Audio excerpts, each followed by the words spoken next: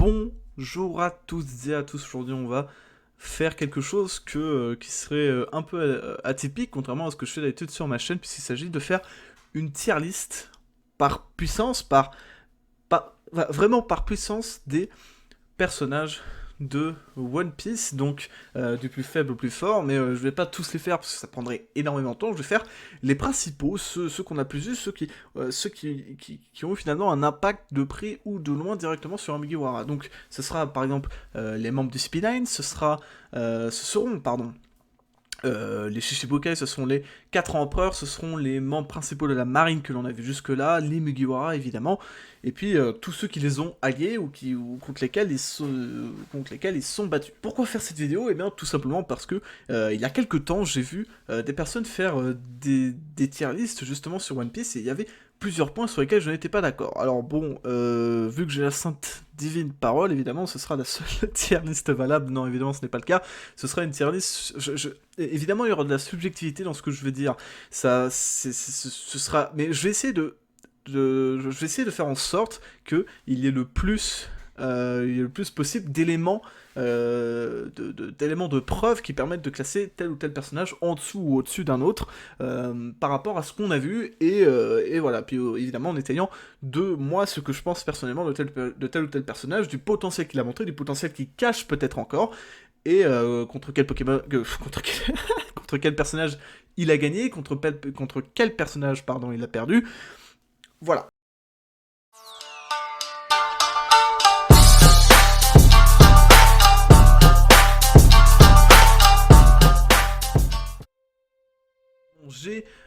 Dans ma tier list, j'ai mis plusieurs tiers. J'ai mis le tiers X, le tiers S, le tiers A, le tiers B, le tiers C, le tiers D, le tiers E, le tiers F, le tiers G et les inclassables. J'ai eu le tiers inclassable, je sais pas encore qui je mettrai dedans. Ce seront par exemple des personnages comme Vivi qu'on a vu se battre parce que voilà, il y a des personnages qui sont pas des combattants, donc à la limite, voilà, on pourrait les mettre dans le tiers G, mais voilà, s'ils sont pas vraiment des combattants, autant les mettre dans l'inclassable. On va commencer. En fait, il faut absolument commencer évidemment par, on va dire, les deux personnages phares de One Piece.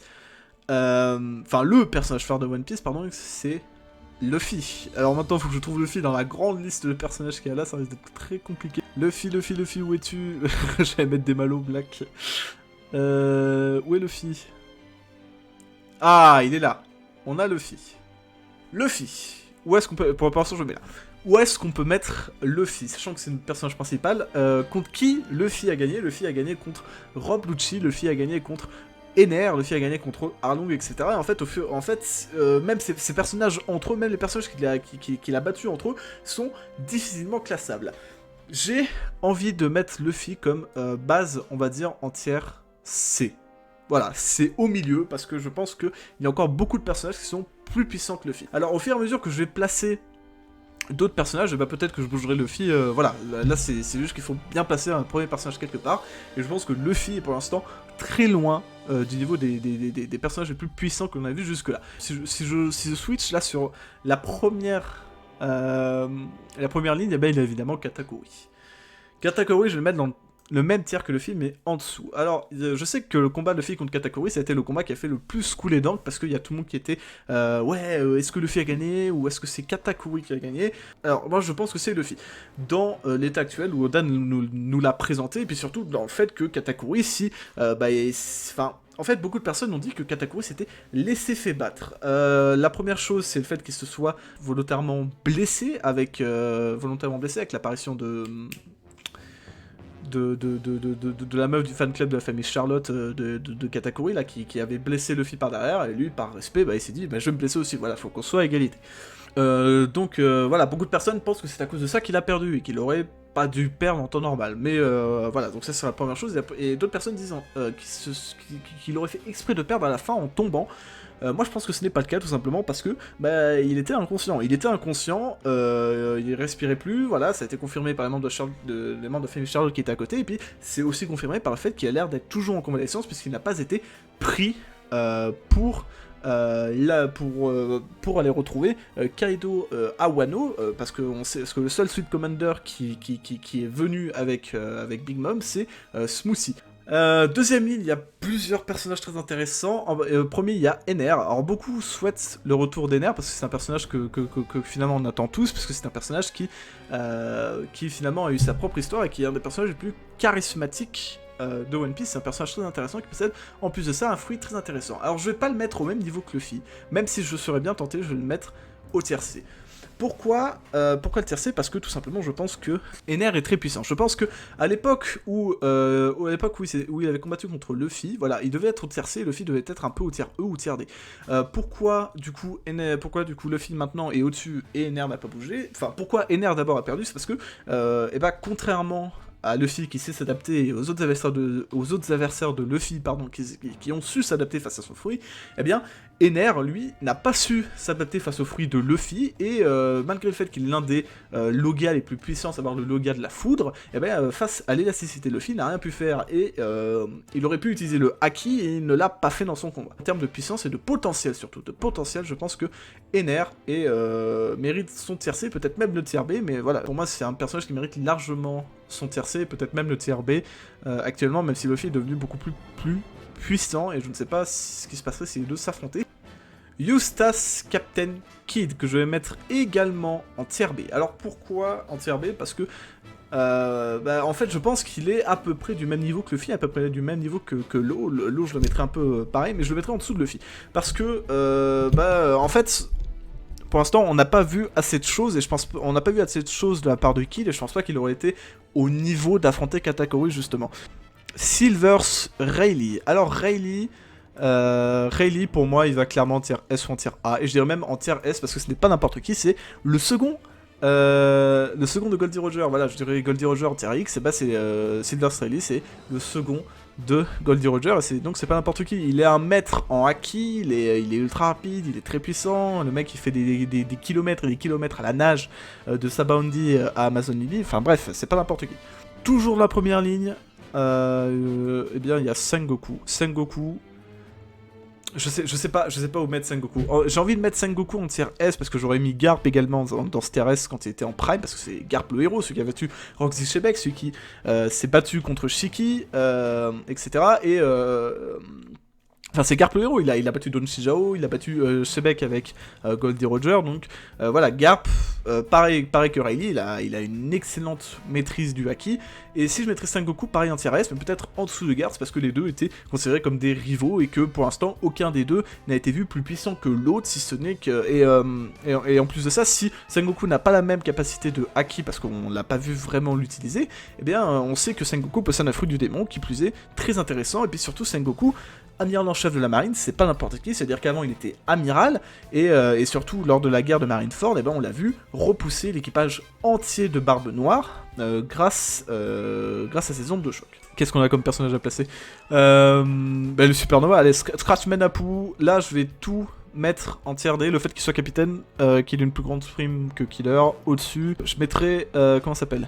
U-Rouge, je mettrais même au-dessus de Scratchman Apu, parce que U-Rouge, on n'en sait pas beaucoup sur sa capacité, mais on sait qu'il était capable de vaincre un Sweet Commander avec une prime de 800 millions, donc c'est pas n'importe qui non plus. Kappan Gangbadge, il a un fruit du démon très intéressant, mais en termes de puissance pure, je pense qu'on peut le mettre en tier E, hein. Franchement, il est pas très polyvalent, son fruit du démon est certes intéressant, mais il est pas du tout polyvalent. On peut mettre, j'ai vu, Portgas Diaz. Alors Portgas Diaz, je sais pas où le mettre, je pense que je le mettrais en tier B, et peut-être au-dessus de Luffy en tier B. En fait, il avait pas une grande prime, hein, 550 millions, enfin, à l'époque c'était énorme, et maintenant qu'on a atteint les milliards, maintenant que Luffy a 1 milliard 500 millions, c'est pas énorme. Mais le fait qu'il ait été l'un des commandants de Barbe Blanche qui sera aussi en tier X, hein, je vous expliquerai pourquoi, l'un des commandants de Barbe Blanche, il avait un Loga de type feu, et je pense que s'il avait été plus entraîné, s'il avait été peut-être moins fatigué, qu'il n'avait pas répondu par la colère face à Akainu, je pense qu'il aurait plus pu tenir vraiment tête à Akainu, et je pense qu'il enfin voilà, je pense qu'il avait encore beaucoup de potentiel.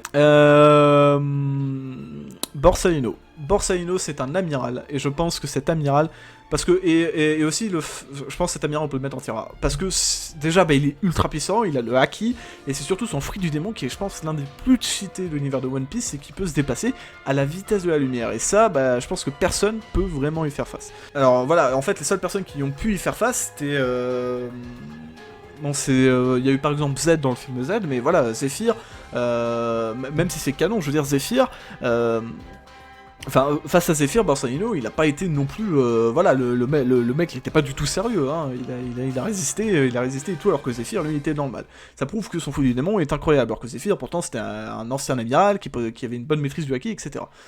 Pourquoi je le mets pas en tier S? Parce que, bah, faut bien une hiérarchie. Pour moi, maintenant, est beaucoup plus fort que tous ceux qui sont en dessous, même Ace, parce que tout simplement, il a un fruit du démon qui est beaucoup trop cité. Shiryu. Ah, là j'ai vu Akainu. Donc du coup, Akainu, je le mettrais là, tu vois, en dessous de Sengoku. Peut-être même au-dessus actuellement, mais voilà, c'est pareil, on n'a pas vu toutes ses capacités. La seule chose qu'on sait. Enfin, en fait, je le mettrais peut-être même avant Sengoku, mais voilà, c'est pas sûr, je préfère le mettre là. En fait, en termes de puissance, il a surtout affronté des personnages plus forts que lui, et en particulier Barbe Blanche. Beaucoup disent que Akainu est décevant parce que c'est seul amiral qui a été vraiment extrêmement blessé dans Marineford, mais n'oubliez pas qu'il était face à Barbe Blanche, que je mettrais en tier X, et il était toujours vivant. Même après ce combat, il a été capable de mettre en déroute Portgas Diaz et l'ensemble de l'équipage de Barbe Blanche après. Donc voilà, c'est pas non plus n'importe qui. Donc Magellan, je pense qu'il serait en tier B et au-dessus de Ace. Parce que c'est le directeur, enfin c'était maintenant c'est Hannibal, mais enfin maintenant c'est Hannibal, mais Hannibal on sait très bien qu'on le mettrait dans tier F ou tier G. Mais voilà, Magellan, malgré le fait, malgré tout ce qu'on peut dire, malgré le fait que Luffy ait réussi de le faire s'agenouiller, déjà Luffy ne l'a pas vaincu, Luffy a été battu par Magellan, l'équipage de Barbe Noire a été vaincu par Magellan, bon ils étaient encore que 5 à l'époque, mais voilà. Même Portgas n'avait pas vaincu Barbe Noire, alors que lui, voilà, une grande dose de poison, c'est bon, hop, tu rejoins Papa Johnny. Mais voilà, Magellan c'est pas non plus n'importe qui, c'est un personnage très puissant. Qu'est-ce qu'on a Je devais... on va continuer avec les Mugiwara qui sont tout en bas. Zoro, en tier D, et je le mettrai même au-dessus de certains capitaines comme Diaz Drake. En fait, Zoro... je vais expliquer le classement de Zoro et pourquoi je le mets en termes de... En fait, j'hésiterais même à le mettre derrière NR. Hein. Ça joue vraiment pas grand-chose. Mais pourquoi Zoro là? Parce que Zoro, pour moi, c'est le seul Mugiwara qui n'a pas été poussé dans ses derniers retranchements. Et ce, depuis les 2 ans d'ellipse. Je veux dire, c'est le personnage, donc il y a encore tellement de mystère. Voilà, pour moi, c'est le second de l'équipage. Donc pour moi, il se doit d'être le deuxième plus puissant de l'équipage. Donc, mais pourquoi je le mettrais là? Parce que déjà devant Killer, comme je l'ai expliqué tout à l'heure, parce qu'il n'a pas eu trop de mal à combattre Killer, et ce en protégeant quelqu'un et en ayant un sabre en moins. Voilà, donc la place de Zoro pour moi est largement méritée en tier D. Surtout, en plus, depuis qu'il a Enma, je le mettrais même en tier C en termes de puissance. Allez, on va le mettre en tier C parce que Enma, c'est pas n'importe quel sabre. Maintenant, il y a les autres Mugiwara. Sanji. J'ai vu Barbe Blanche aussi en dessous, donc c'est-à-dire que j'ai vu Barbe Blanche là, il est là, je le mettrai juste après. Sanji, pour moi, on le mettrait là, entre Killer et Apu. Actuellement, en termes de force, je le mettrais bien là, entre Killer et Apu, parce qu'il est sans aucun doute, c'est pas non plus flagrant, mais je pense qu'il est moins fort que Zoro, je suis même sûr qu'il est moins fort que Zoro. Et parce que, comme j'ai expliqué, Zoro, lui, nous a pas tout montré depuis les 2 ans, alors que Sanji, lui, on l'a vu un peu galérer face à quelques adversaires. Ça veut pas dire que il est vraiment beaucoup plus nul que Zoro, mais voilà. D'ailleurs, je pense qu'entre le tier C et le tier D, il y a pas énormément de différence de puissance. Enfin, je dis ça, mais t'as NR et Carotte dans le même truc, donc bon. Enfin, voilà. Du coup, entre Zoro et les membres du tier D, voilà, jusqu'à Sanji au moins, il y a pas de grande différence de puissance. J'ai vu Barbe Blanche.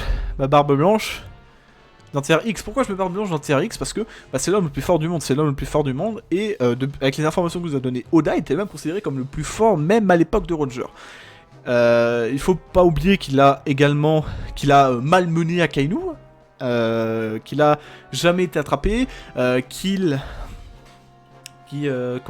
avait des membres très puissants dans son équipage, genre de Marco à Ace. Voilà, des personnages très puissants. Il a aussi un fruit du démon totalement cité qui pourrait détruire le monde, créer des tremblements de terre, des tsunamis, des trucs comme ça. C'est juste incroyable et c'est le pouvoir de Barbe Blanche. Qu'est-ce qu'on peut mettre aussi on va finir avec les Mugiwara, de toute façon. Attends, j'ai eu Shanks. Shanks, pour moi, en tier S. Le simple fait qu'il est capable de calmer même le Gorosei, etc., peut-être même au-dessus d'Akainu, voilà, comme ça, peut-être comme ça. le fait qu'il n'ait pas de fruit du démon, et c'est un peu pareil que les autres, c'est que Mihawk ou Zoro, c'est qu'on l'a pas du tout vu se battre. On sait qu'ils se battent d'égal à égal avec Mihawk, on sait pas si les deux ont la même puissance, mais en tout cas en termes de combat à l'épée, ils se battent d'égal à égal. Est-ce que ça veut dire que Mihawk serait tier S, ou est-ce que ça veut dire que Shanks est tier A? Bon, c'est très compliqué à dire, hein, mais voilà, moi, Shanks, je le mettrais bien là, et surtout aussi parce que je pense qu'il doit avoir un acquis incroyable, et un acquis incroyable, surtout enfin, il n'a pas de fruit du démon, parce que c'est confirmé qu'il n'a pas de fruit du démon. Surtout que pour tenir tête aux autres, membres, aux autres Yonko, même s'il n'a pas de fruit du démon comparé aux 3 autres, voilà, c'est qu'il doit vraiment être incroyable. En fait, là, je suis en train de me dire, je sais pas si je mettrais Katakuri devant. En fait, c'est très compliqué. C'est très compliqué. Je suis en train de reconsidérer ce que j'ai mis dans le tier B. En fait, j'ai un doute sur est-ce que Shiryu est plus fort que Katakuri. On va laisser comme ça de toute façon. On va dire que s'ils sont tous en tier B, c'est qu'il n'y a pas de grande différence de puissance entre eux. Katakuri serait, à mon avis, très capable de vaincre Shiryu. Là, j'ai vu Aokiji. Aokiji, je vais le mettre. En fait, je sais pas où le mettre. En fait, Aokiji, j'ai bien envie de le mettre là parce que ça n'a pas été prouvé qu'il est moins fort qu'Akainu, mais Akainu a gagné le combat. Donc voilà, je le mettrai là. En tier A, au-dessus de Borsalino.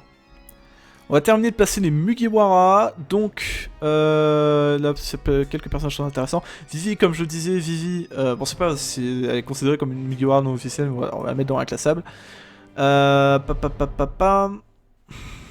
Chopper, alors Chopper en full puissance, je pense qu'il doit être là, tu vois, hop, Chopper là, en tier E. Qui reste-t-il chez les Mugiwara? Il reste Nami. Alors Nami, tier E. Maintenant qu'elle a Zeus, je sais pas si je la mettrais. En fait, elle est plus intelligente que Chopper, mais en termes de puissance pure, elle est moins forte. Par contre, maintenant, elle a Zeus, donc je la mettrais bien au-dessus. Maintenant, il y a Usopp. Alors Usopp, c'est beaucoup plus compliqué, parce que Usopp, c'est un personnage qui est à la fois très faible physiquement, mais qui est intelligent, déjà, et qui, depuis peu, a commencé à développer son acquis. Et rien que pour ça, parce qu'il a commencé à développer son acquis, je le mettrais au-dessus de Nami. Donc voilà, donc là, on a déjà presque tous les personnages. Il manque juste Brook d'équipage. Alors Brook, je le mettrais là, voilà, entre Robin et Carotte. Parce que Brook, c'est un bon épéiste, etc. J'ai vu Goldie Roger, enfin, Goldie Roger. Je sais pas. Je sais pas si je le mets au-dessus de Barbe Blanche ou pas, parce que en fait l'avantage qu'a Barbe Blanche, c'est que il a un fruit du démon. Si les deux en termes de puissance pure ont la même puissance, et Goldie Roger est au final pénalisé parce que Barbe Blanche lui possède un fruit du démon. Mais je vais garder comme ça. Moi je reste d'avis que Barbe Blanche serait peut-être plus fort que Goldie Roger parce que tout simplement il a son fruit du démon. Est-ce que ça veut dire que... En fait après c'est pareil, Goldie Roger on l'a pas vu se battre, mais pour ce que l'on sait pour l'instant je vais le mettre en dessous. Alors ça veut dire qu'il est plus charismatique, il a plus de puissance, il connaît l'histoire du monde, c'est le roi des pirates, mais il n'a pas de fruit, il n'a pas... Si ils ont la même capacité de combat, que ce soit avec Barbe Blanche ou de Haki, bien que Barbe Blanche n'aurait pas utilisé son Haki, en termes de Haki je pense que Goldie Roger serait meilleur, et le simple fait que le fruit du démon... le fruit du démon de Barbe Blanche soit extrêmement cheaté, place Barbe Blanche je pense au-dessus de Goldie Roger.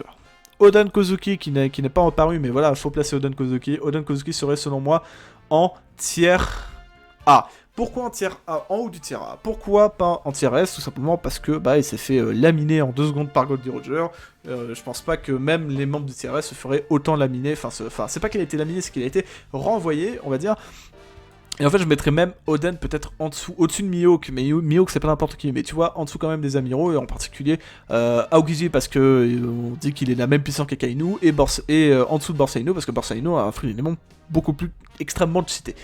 Voilà. Mais c'est pareil, on n'a pas encore eu l'étendue de la puissance de tous ces personnages. Dragon. Alors Dragon, je vais le mettre en inclassable. Et vous allez me demander pourquoi, parce que on n'a aucune information sur sa puissance. Il est charismatique, c'est un leader charismatique, mais est-ce que lui est extrêmement puissant? C'est un personnage recherché parce qu'il nuit directement, c'est là où le plus recherché du monde, parce qu'il nuit directement au gouvernement mondial, là où les pirates le font indirectement. On n'a aucune information sur sa puissance, si ce n'est qu'il a peut-être un Logia du vent ou je sais pas quoi. Mais voilà, pour l'instant, inclassable, on n'a vraiment aucune information sur sa puissance. L'eau, du coup, selon moi, il est au-dessus de Eustace Kid, et je vous ai déjà expliqué pourquoi. Enfin, à mon avis, il est en termes de puissance pure, il doit être peut-être en dessous de Luffy, mais voilà, il a un fruit du démon qui est très cheaté également. Donc je le mettrai en tier B. J'ai vu Jinbei. J'ai vu Kaido aussi, qui était pas loin. Alors Jinbei, je le mettrai...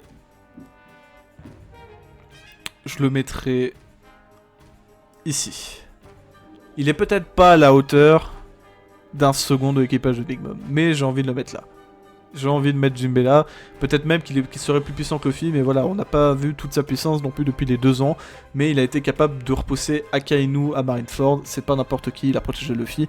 C'est un personnage qui a une volonté très solide, un corps très solide, mais en termes de puissance pure, et je ne sais pas s'il serait aussi puissant que ceux qui sont au-dessus de lui. Barbe Noire, voilà, j'ai dit que je faisais les Shibukai, mais voilà, j'ai eu Barbe Noire. En fait, c'est au fur et à mesure que je crois des personnages qu'il y a une liste tellement énorme. Barbe Noire, je le mettrai. En fait, c'est très compliqué à passer Barbe Noire. Je le mettrai là. Parce que Barbe Noire, il a pas l'air d'avoir pris.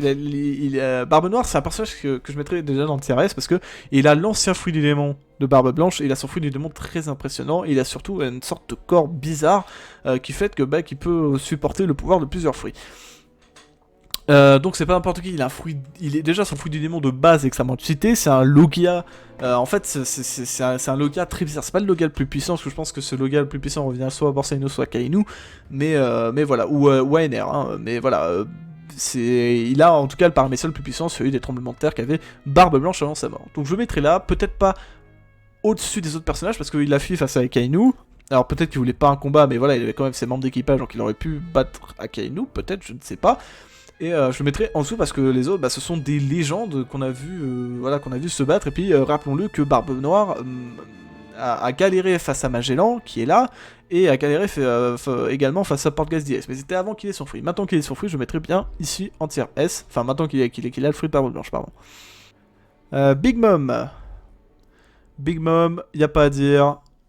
Je la mettrai ici. Parce que en termes de puissance, elle est selon moi aussi forte que certains en S, mais faut pas. Je la mettrais même là, tu vois. Parce que elle a un pouvoir, elle a un fruit du démon qui est cheaté, elle a une armada incroyable, et puis elle est presque intuable. C'est comme Kaido, Kaido je le retrouve pas, mais voilà, c'est Big Mom, un des 4 empereurs. Je le mettrais pas en tier S, parce que tier S c'est vraiment les légendes, mais voilà. Voilà, parce qu'il faut bien remplir. Le tier G, on va mettre Spandam. Voilà. Et Kinemon à côté. Alors Kinemon, parce que je vais pas passer tous les fours rouges, parce que je pense qu'ils ont une puissance assez similaire. En fait, il y a une seule indication qu'on a eue en termes de différence de puissance, c'est que Shuten Maru a dit que depuis 20 ans, ils ont eu le temps de s'entraîner, enfin ceux qui n'ont pas été transportés dans le temps, donc Kawamatsu, Denjiro, Shuten Maru du coup, et le dernier je ne sais plus qui c'est qui n'a pas été transporté non plus, je crois que c'est... J'ai un gros trou noir, bon tant pis. Donc du coup je vais juste le placer là, et je le placerai peut-être ici. Mais non, c'est compliqué, en fait je sais pas, oh là là. Je mettrai bien tous les fourreaux rouges ici, voilà, tu vois. Je mettrai tous les fourreaux rouges là. Même si voilà, on n'a pas vu de quoi encore ils sont capables, on sait que c'est des grands escrimeurs, peut-être que voilà, je les mets peut-être plus fort que Zoro, mais pareil, Zoro, on n'a pas vu de quoi il était capable, mais Zoro a été capable de tenir tête à l'un d'eux, donc voilà. C'est pareil, les membres de Révolutionnaires, Lindbergh, etc. En fait, si je dois les placer, je mettrai un classable parce qu'on n'a aucune information sur leur puissance. On sait qu'ils ont on connaît les capacités de leur fouille du démon, mais on sait pas encore où est-ce qu'ils peuvent aller. J'ai vu Gecko Moria. Alors Gecko Moria, j'ai vu Kaido juste à côté. Ok. Donc c'est ok. Donc Gecko Moria, je le mettrai peut-être au-dessus de Smoker. En fait, Gecko Moria, il a été battu par Doflamingo, il a été battu par Kaido, laminé par Kaido, mais voilà, Doflamingo, voilà. Il a été battu par Jinbei aussi. Durant Marineford, donc je le mettrai là, il a été battu surtout par Luffy avant l'ellipse de 2 ans. Donc voilà, je le mets là. Kaido, je le mettrai même au-dessus de Big Mom, parce que Kaido, en termes de puissance pure, je pense qu'il est au-dessus de Big Mom. Big Mom sans Zeus, actuellement, je pense qu'elle est en dessous de Kaido. Puis voilà, on est considéré comme invincible, etc. Donc style Edward Weber, etc. Lucci aussi, que je cherche. Lucci, il est là. Lucci, tu vois, je le mettrai là. Je mettrais bien Lucci même au-dessus de Crocodile. En termes de puissance pure, voilà, je le mettrais là, Lucci. On laisse Lucci là, voilà, c'est un antagoniste incroyable condamné face à Luffy. Faut le mettre haut, et puis surtout, c'était, voilà, c'est le meilleur membre de CP9, faut pas l'oublier. Maintenant, il est membre de CP0, donc c'est-à-dire que lui aussi, il a, entre-temps, évolué, donc je le mettrai même là, tu vois. Je le mettrai même là. Hop. Et Bartholomew Kuma. Alors, on sait pas vraiment où situer sa force, mais je le mettrai... Je le mettrai peut-être là, en dessous de Doflamingo. Je mettrai Bartholomew Kuma là. En fait, je sais plus quel personnage très intéressant je peux placer encore. Queen et King, si je vois les deux. Là, il y a King qui est là, Queen. On sait pas lequel est le plus fort entre les deux, mais on sait qu'ils sont plus forts que Jack. Donc je mettrai King là et Queen juste en dessous. Parce que Queen s'est fait laminer par Big Mom, et voilà, Big Mom c'est 4 empereurs et lui il est encore là. Enfin, lui il a bien survécu à l'attaque. Donc je pense que je vais mettre les deux là, parce que c'est aussi des seconds, on va dire. Ça c'est 3 calamités de Kaido. Kaido qui est là. C'est pareil, le second de Big Mom, du coup il est là. Et en fait, peut-être même que Katakuri serait devant. Mais c'est très compliqué à placer parce qu'on n'a pas d'informations encore concernant ces deux personnages-là. Mais plusieurs personnes disent que King serait peut-être du niveau de Marco. Enfin, au moins, il serait capable de se battre d'égal à égal. Sabo, du coup. Alors, Sabo, je dis que je le mettrais entre Ace. Et je le mettrais même au-dessus de Ace parce que depuis... Sabo bah, s'est bien entraîné, il a une bonne maîtrise de Haki, maintenant il a le fruit de Ace, là où Ace n'a pas été montré avec le Haki, mais c'était probable qu'il l'avait. Mais voilà, de ce qu'on sait... Ah, mais je sais pas, ouais. De ce qu'on sait, voilà, je pense que sans m'avancer, je peux mettre Sabo au-dessus. Les membres de la famille Charlotte... si je trouve... La Cracker... Si je trouve Smoothie... Cracker, du coup, on le met au-dessus de Snack, et on le met peut-être... J'ai bien envie de le mettre là. En fait, Cracker, il a bien mis Luffy en difficulté, hein, vraiment. Donc voilà, c'était un Deathwind Commander, donc je pense qu'on peut pas le mettre plus bas. Vista, alors moi je veux placer Vista, et je vais placer Jaws aussi, parce que Vista je trouve incroyable. Et en fait, le simple fait qu'il ait réussi à tenir tête, enfin qu'il était déjà un capitaine commandant de l'équipage de Barbe Blanche, et le simple fait qu'il était capable de résister à Mihawk, je le mettrais, tu vois, par là. Peut-être même au-dessus de Cracker, peut-être même au-dessus de Lucci, mais Lucci c'est pareil, on n'a pas eu son évolution. Donc je mettrais bien Vista là. Si j'arrive à retrouver Oven, parce que Oven depuis tout à l'heure, à chaque fois que je cherchais d'autres personnages, bah, je le trouvais, et puis là je le retrouve plus. Oven, bon, je l'ai trouvé. Donc Oven, je pense que je peux le mettre aisément en tier C, peut-être même là, tu vois, parce que Oven a été capable de faire des choses incroyables, et il a été pris par Mama, justement, pour aller sur Wano. Il me semble, ou alors je confonds avec Daifuku, enfin bref, je pense que les deux doivent avoir une même puissance. Et puis le simple fait qu'il était le frère de Katakuri, peut-être, enfin ça a pas été, il est pas un Sweet Commander, et ça n'a pas été démontré non plus qu'il était si faible que ça par rapport à lui.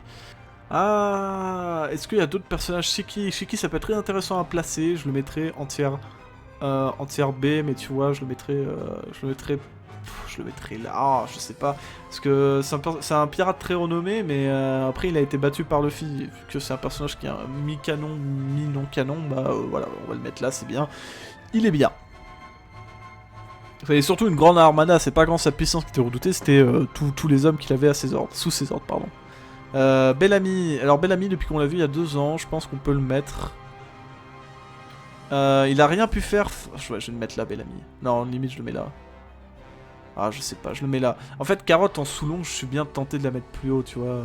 Allez, je mets Carotte là. Non, je mets Carotte là, tu vois. Carotte en sous-long, c'est quelque chose quand même à ne pas oublier. Hein. Je regarde si je trouve Smoothie. Où est Smoothie, s'il vous plaît? On veut Smoothie, s'il vous plaît. On va trouver Smoothie. Smoothie est là. Sweet Commander. Perospero, pareil, je le mettrais au même niveau que Oven Daifuku, mais Smoothie. Parce qu'elle est une Sweet Commander, je dirais qu'elle est au-dessus de Cracker. Mais voilà, on n'a pas non plus d'informations sur sa puissance. En fait, je pense que c'est tout. Hein. Page 1, je le mettrais un peu au niveau de Diaz Drake, peut-être même en dessous. Pas information sur la puissance. Voilà, et je le mettrais là, tu vois. Pas information sur la puissance de Page 1, mais voilà, lui et Diaz Drake sont membres des Tobiropo. Pareil, les autres Tobiropo, je mettrais là. Donc je pense qu'on a fini avec cette tier list. En tout cas, les personnages les plus intéressants, parce que en regardant, il n'y a pas d'autres personnages intéressants, en tout cas dans l'immédiat, qui sont apparus, qui apparaissent ou qui sont apparus dans One Piece. Voilà, j'essaie de mettre des personnages emblématiques, des personnages charismatiques, et voilà, ça donne à peu près ça. J'ai pas tout mis parce qu'il y a beaucoup trop de personnages, ça prendrait énormément de temps. Je sais pas combien dessus il y a en temps direct, mais je pense que ça doit être à bien 30-40 minutes. Donc voilà, je pense qu'on va se laisser là pour cette vidéo. Merci d'avoir regardé. Ciao!